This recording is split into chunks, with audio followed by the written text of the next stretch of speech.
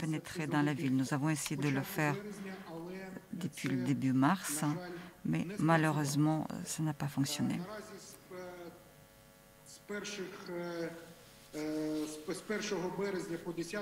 Du 1er au 10 mars, nous avons eu la possibilité d'évacuer depuis Mariupol. Nous avions un bus d'évacuation de la ville, mais l'ennemi détruisait nos bus. Nous en avions 150, ensuite 100, ensuite 50, 30, 10. Et ils ont réduit ce chiffre à 0 pour détruire tous nos bus et détruire notre rêve d'évacuation. Ensuite, à partir du 13 mars, sans le régime de silence,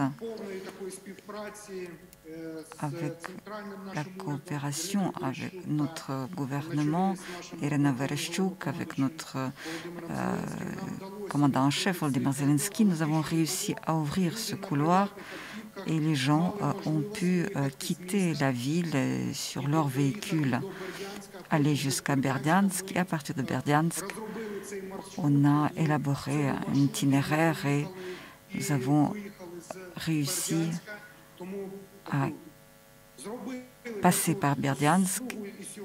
Et aujourd'hui, cet itinéraire fonctionne, mais très difficilement, avec des interruptions. Par exemple, 15 bus sont toujours bloqués dans la région de Zaporizhzhia, car notre mission est bloquée. On ne laisse pas passer à Berdiansk pour prendre les habitants de Mariupol. De la même manière, nous avons une nouvelle triste. Donc le CICR a essayé d'aller jusqu'à Mariupol. Ils sont allés jusqu'à la ville de Mangouche et c'est là-bas on essaye de les sauver parce qu'ils ont été arrêtés et maintenant les autorités ukrainiennes, Mme Vereshchuk en personne, essayent de les libérer pour qu'ils puissent venir sur le territoire contrôlé par l'Ukraine. Le couloir qui existe aujourd'hui entre Berdiansk et Zaporizhzhia, qui fonctionne tant bien que mal, on a pu évacuer à peu près 90 000 personnes. Aujourd'hui, nous voyons que les gens qui avaient cette possibilité avec leur véhicule ou bien à pied, qui ont pu quitter la ville. Et aujourd'hui, autour de Mariupol, dans les villages, il y a à peu près 70 000 habitants qui ont trouvé refuge. La ville a toujours un peu plus de 100 000 habitants que nous pensons évacuer, mais ce n'est toujours pas le cas. Et nous demandons à la communauté internationale une union afin de permettre l'évacuation de l'ensemble des habitants de Mariupol. Nous voyons tous que les occupants non seulement ne laissent pas passer l'aide humanitaire, mais s'en emparent. Nous avons tous vu des images de comment les occupants à Mariupol distribuent notre farine en la présentant comme leur aide humanitaire. Est-ce que vous avez des informations à ce sujet? Je suis témoin personnellement. Nous avons fait ce voyage avec l'aide humanitaire vers la ville de Mariupol et dans Berdiansk occupé. Les troupes ennemies, les occupants et les troupes de DNR, soi-disant, ont arrêté nos véhicules, ont déchargé ces voitures. Ils n'ont pas tout pris, mais il y a eu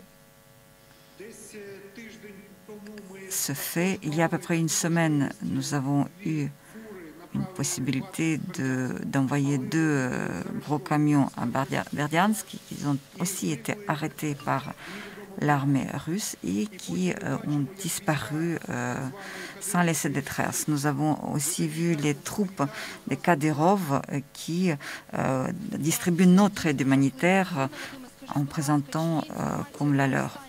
Avez-vous des informations concernant les bombardements massifs de Mariupol, des tirs sur la ville, ou est-ce que leur intensité a baissé? Malheureusement, depuis le 5e jour de la guerre, elle est toujours terrible. Elle détruit notre Mariupol. Ils frappent avec tout ce qu'ils peuvent. Ce sont des armes interdites par les conventions internationales. Ce sont des grades, des smerch. Il y a des différentes armes lourdes. À partir du 10e jour de la guerre, les avions se sont joints. D'abord, c'était un avion, ensuite 2, ensuite 5. Et ils entraient dans notre ville comme s'ils allaient au travail. Toutes les 30 minutes, ils laissaient tomber, lâchaient leurs bombes et détruisaient notre ville. Et je dois malheureusement constater aujourd'hui qu'à 90%, notre infrastructure a déjà été détruite. 60%, ce sont des tirs, des bombes directes. Et 40%, malheureusement, nous ne pourrons plus jamais restaurer. L'artillerie continue à travailler et s'y ajoutent aujourd'hui les bateaux ennemis qui tirent sur la ville depuis la mer. Nous entendons de partout les informations sur la déportation forcée des habitants de Mariupol vers les territoires temporairement occupés ou bien vers le territoire de la Fédération de Russie. Et il y a aujourd'hui beaucoup de gens qui racontent comment ils essayaient de quitter le territoire de Russie après cette déportation forcée. Avez-vous des informations à ce sujet? Combien de personnes ont été déplacées? Auriez-vous des conseils à donner à ces gens? Comment peuvent-ils quitter le territoire de l'agresseur? Vous comprenez qu'il s'agit vraiment d'une déportation. C'est des déplacements forcés depuis la ville de Mariupol vers le DNR ou vers la Fédération de Russie. Je voudrais vous donner un exemple. Lorsqu'un homme entre la nuit avec une arme et qui dit que c'est une évacuation, les gens qui sont cachés dans un abri souterrain depuis une dizaine de jours. Ils sortent, ils regagnent les bus et on les amène quelque part. Le matin, ils se rendent compte que ce n'est pas la Russie, que ce n'est plus l'Ukraine, pardon, que c'est la Russie, Novazovsk ou ailleurs. On les met ensuite dans les trains et ils se retrouvent déjà dans les régions éloignées de la Fédération de Russie, Tomsk ou Tambov. Et c'est de là qu'ils téléphonent pour nous informer de leur lieu. Donc, il y a déjà des exemples lorsque les gens quittent par exemple la Russie pour la Géorgie, et c'est à partir de la Géorgie qu'ils rejoignent l'Ukraine. Nous voyons aujourd'hui que la filtration qui est faite à la frontière de la Fédération de Russie dure à peu près 2 semaines. Aujourd'hui, ils sont en train de filtrer de manière très sévère tous ceux qui se sont retrouvés entre leurs mains. Ils maltraitent particulièrement les employés municipaux. Par exemple, mes voisins, il y avait un jeune homme qui travaillait à l'usine métallurgique, l'autre dans la municipalité. L'un a été envoyé à DNR, l'autre avait été arrêté.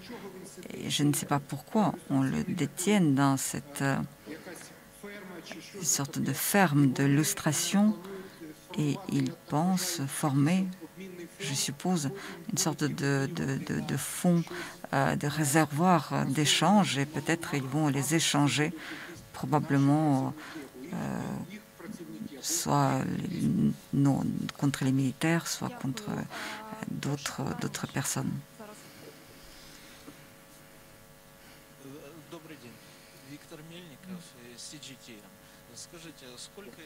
Victor Melnikov, CGTN. Combien de personnes civiles devraient encore être évacuées de Mariupol?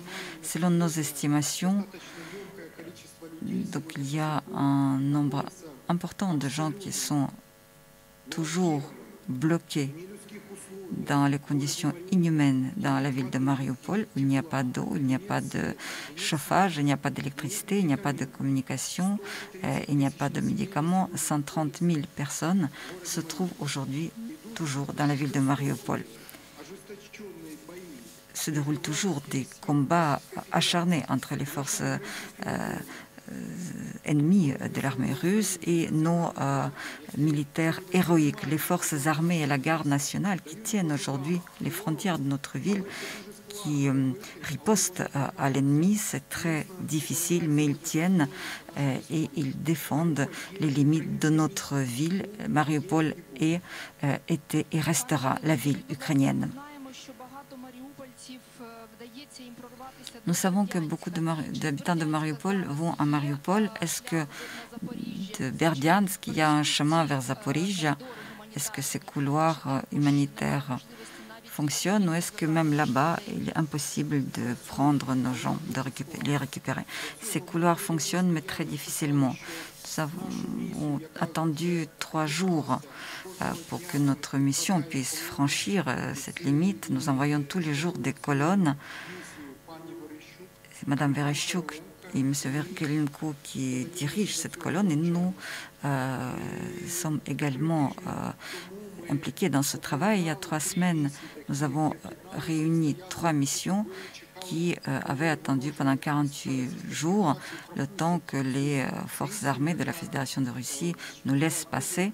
Cette mission a été très puissante. 5000 personnes de nos habitants de Mariupol allaient à Zaporizhzhia. Il y avait des blessés, il y avait des malades, mais les ennemis n'ont rien de sacré qui gardait nos habitants, les Ukrainiens, dans ce siège.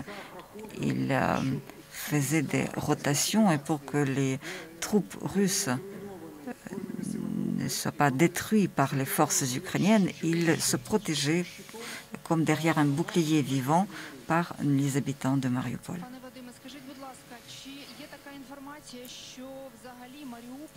On entend que Mariupol et Mariupol, donc on a déjà coupé les liaisons téléphoniques, que si avant il y avait un espoir en passant dans une ville voisine, l'espoir de rejoindre leurs proches, la téléphonie est coupée déjà. Est-ce que c'est vrai? Mariupol et les environs de Mariupol, les villages autour, malheureusement, n'ont plus de communication et il n'y a pas de connexion. Mais ceux qui ont l'Internet ont la possibilité de communiquer par le biais d'Internet. C'est pourquoi nous avons de temps en temps ces liaisons, mais qui sont très limitées, car les forces armées font tout pour que la propagande russe fascisante occupe tout. Ils diffusent cela auprès des habitants de la ville pour les persuader qu'aussi bien le pouvoir local que le pouvoir central les a abandonnés. Nous comprenons pourquoi ils font cela.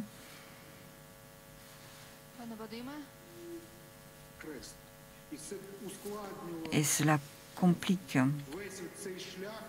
tout ce chemin d'évacuation des habitants de Mariupol, afin que c'est important pour nous de les tenir, de les garder dans notre espace de communication ukrainien. Les journalistes n'ont plus de questions. Je voudrais vous demander si vous avez des informations pour ceux qui ont quitté Mariupol. Nous savons que ce sont des milliers de personnes qui ont réussi à quitter cet enfer. Peut-être vous avez une information pour eux. Où peuvent-ils obtenir une aide et que doivent-ils faire? Tout d'abord, il y a donc un télégramme de la municipalité qui a toute l'information officielle. Il y a tous les contacts. Nous avons déjà restauré le fonctionnement du conseil municipal. C'est pourquoi il y a un call center. On peut téléphoner, poser des questions au pouvoir de Mariupol. Il y a des téléphones et je voudrais que tout le monde les entende. 050 345 15 55, 067 345 15 55. C'est notre centrale d'appel. Téléphonez, nous sommes à côté, nous travaillons et nous ferons tout ce qui est en notre pouvoir. Je vous remercie de ce direct, pour ces informations importantes. Merci d'avoir trouvé le temps d'être avec nous. Madame Boychenko, maire de la ville de Mariupol, merci pour ce direct. Et à 15h30, nous aurons ici le porte-parole du ministère de la Défense ukrainien, Alexandre Matouzianik. Voilà, Vadim Boychenko, le maire de Mariupol, qui indique, donc, qui confirme qu'il y a des déplacements forcés d'habitants de Mariupol vers la Russie et également vers les républiques séparatistes, notamment du Donetsk. Mariana Perebenisiuk, la semaine dernière, on disait que c'était 30 000 habitants de Mariupol qui avaient été comme ça déportés vers des endroits qu'ils n'avaient pas choisis eux-mêmes. Alors, ce n'est peut-être pas évident pour les téléspectateurs français et je voudrais l'expliquer. C'est que Mariupol, la population de Mariupol a beaucoup augmenté ces dernières années parce que beaucoup de personnes vivant sur les territoires actuellement occupés, les autoproclamées républiques des Donetsk et des Lugansk, ont fui... Ce que le maire appelait DNR, c'est ça? Voilà, DNR avait fui ces territoires occupés pour s'installer dans la même région, pas loin, donc notamment à Mariupol. Il me semble qu'on estime à 100 000, carrément à 100 000 personnes qui se sont installées ainsi dans les dernières années à Mariupol. Et alors, quand on vous dit qu'on les kidnappe et qu'on les transporte vers le lieu qu'ils ont fui, et par ailleurs, ils ont pu avoir des raisons très valables de fuir ces territoires occupés. Et vous imaginez l'effroi, là encore une fois, je reviens vers ce que je disais tout à l'heure, c'est l'effroi non seulement pour les crimes qui ont été commis, mais pour les crimes qui sont en train d'être commis en ce moment même et qui vont être commis prochainement, si on ne fait rien. Parce qu'il n'y a rien, et comment vous dire, Boutcha, ce n'est pas une anomalie. Boutcha, c'est un système. Ce qu'on a vu à Boutcha, ce qu'on a vu à Irpin, ce qu'on a vu à Gostomel, ce qu'on a vu dans d'autres villages aux alentours, dans les découvre dans les banlieues de Kiev. Ça correspond absolument à ce qu'on a entendu dans le sud, dans le nord et dans le nord-est. D'ailleurs, il y a un reporter français, je crois qu'il s'appelle Stéphane Suin, qui a hier... qui est des retours de la région des Soumis où il faisait un reportage, il confirme que dans les villages libérés de la région des Soumis, c'est exactement la même chose. C'est exactement la même chose qu'on voit à Boutcha. Et que dans la petite ville de Trestanets, quelques milliers d'habitants, déjà on a compté 40 civils tués comme ça, exécutés sommairement. Donc d'où l'importance de faire quelque chose. Vous faites référence, en effet, Mariana Perebenisiuk, à l'effroi du monde en découvrant ces images. Oui. Depuis Boutcha, c'est dans la banlieue de Kiev, des dizaines de civils ont été retrouvés morts, visiblement exécutés, abandonnés sur les routes. Les réactions sont évidemment très vives. Les crimes de guerre de l'armée russe sont dénoncés. C'est en tout cas ce que dit par exemple Emmanuel Macron. Les autorités russes devront répondre de ces crimes.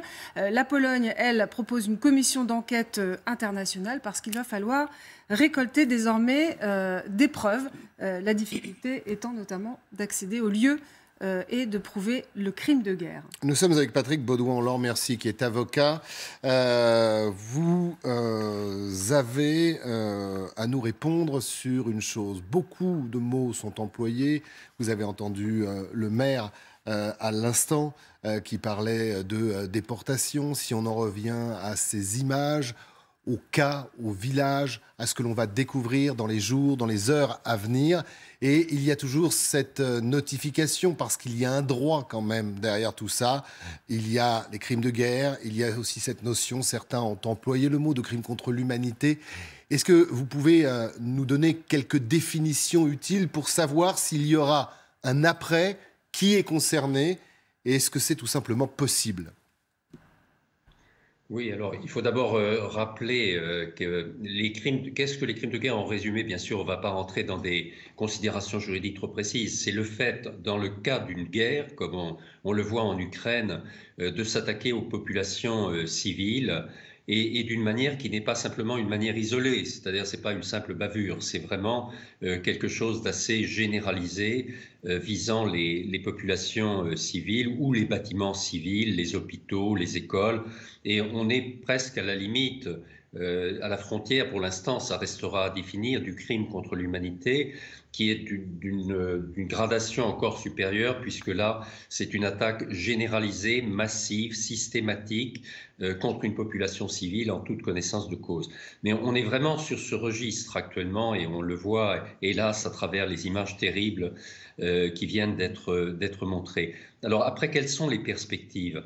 Déjà, il faut saluer, essayons d'être constructifs, et il y a un élément positif, c'est que dès le début de cette guerre, il y a eu des recueils de preuves qui ont été effectués. Vous savez en particulier que la Cour pénale internationale s'est immédiatement saisie de ces violations des droits de l'homme en Ukraine, puisque l'Ukraine, qui n'a pas ratifié le statut de la Cour pénale internationale, a néanmoins accepté la compétence, la juridiction de la Cour pénale internationale à la suite déjà de la première guerre du Donbass en 2014. Ce qui fait que la Cour pénale internationale peut enquêter sur tous les crimes de guerre ou contre l'humanité qui sont perpétrés en Ukraine sur le territoire ukrainien. Donc c'est un point positif, parce qu'il y a des enquêteurs déjà qui sont en charge de recueillir les preuves, en lien évidemment avec les policiers, les magistrats ukrainiens, puisqu'il y a quand même, c'est un pays, l'Ukraine, c'est un pays qui était doté de toutes les institutions requises, et on sait par exemple que la procureure générale de l'Ukraine enquête elle-même. Donc il y a tout ce recueil d'éléments qui est en train de se faire, difficilement, mais il se fait, et je pense que là on est dans un cas où on parviendra à recueillir ces éléments nécessaires de façon à déterminer les responsabilités. Et c'est là où après, ça devient plus compliqué après, parce qu'il faut remonter la chaîne des responsabilités. Il y a évidemment les exécutants, mais il faut aller jusqu'au supérieur, hiérarchique, et au plus hiérarchique de ces supérieurs, c'est-à-dire Poutine lui-même, qui est quand même très très directement à l'origine de cette invasion en Ukraine.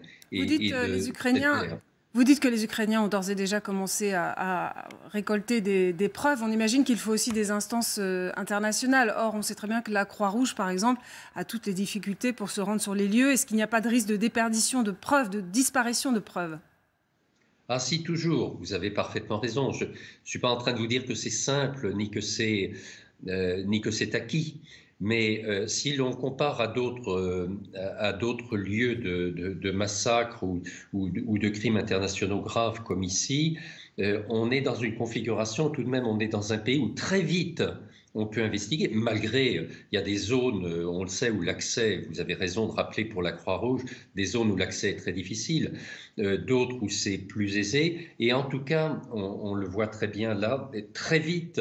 Ce n'est pas un mois ou un an ou 10 ans plus tard que les enquêtes sont effectuées ou les tentatives de recueil de preuves, c'est tout de suite. Il y a une immédiateté tout de même qui me semble de nature à faciliter un peu les choses. Alors après, qu'est-ce qui peut se passer sur le plan des poursuites des responsables de ces exactions ? Eh bien, il y a la justice ukrainienne, je le disais évidemment, en ce moment, c'est pas évident, mais je crois que ce qui est important, c'est la Cour pénale internationale. Car la Cour pénale internationale, elle est chargée, comme vous le savez, d'avoir compétence sur les crimes internationaux les plus graves, de poursuivre les principaux responsables, et en particulier devant la Cour pénale internationale, il n'y a pas d'immunité. C'est-à-dire qu'un chef d'État, et on l'a vu dans le passé avec d'autres situations au Soudan ou dans l'ex-Yougoslavie avec le tribunal pour l'ex-Yougoslavie, ne peut pas invoquer l'immunité. Donc, pour prendre le cas précis de M. Poutine, dont on peut dire qu'aujourd'hui, il est quand même censé être un grand criminel de guerre, car c'est quand même lui qui est à l'origine de toutes ces violations massives des droits de l'homme, eh bien, il ne pourrait pas invoquer d'immunité. Et la Cour pénale internationale, si elle recueille suffisamment d'éléments, peut, via le parquet, le procureur, lancer des mandats d'arrêt internationaux. Alors certes, là, on va vous dire, tant que M. Poutine est au Kremlin, maître du Kremlin, il ne va pas aller se livrer à la haine. Ça, c'est évident. Mais il n'empêche, que s'il y a un mandat d'arrêt international, ça peut être très dangereux pour lui de se déplacer dans un certain nombre d'États, et donc ça entrave quand même beaucoup l'exercice de ses fonctions présidentielles. Et d'autre part, on peut toujours espérer, et c'est arrivé ailleurs, et ça peut arriver aussi en Russie, qu'il y ait un changement de régime, et que M. Poutine ne soit pas forcément un président à vie. Merci. Donc ça Merci mérite Patrick. d'être répété. Patrick Baudouin, restez avec nous. Vincent